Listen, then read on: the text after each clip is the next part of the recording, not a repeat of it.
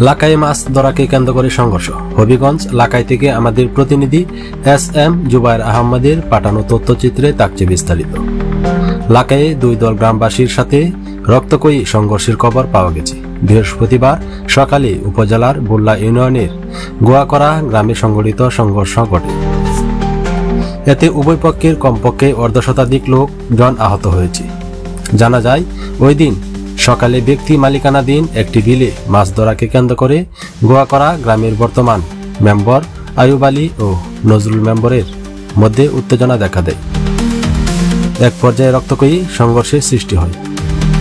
সংবাদ পেয়ে লাকাই থানা ওসি বন্দে আলীর নির্দেশনায় পুলিশ ঘটনাস্থলে গেলে পরিস্থিতি শান্ত হয়। সংঘর্ষের বিষয়টি নিশ্চিত করে ওসি বন্দে আলী জানান, অভিযোগ পাওয়ার পর প্রয়োজনীয় ব্যবস্থা নেওয়া হবে।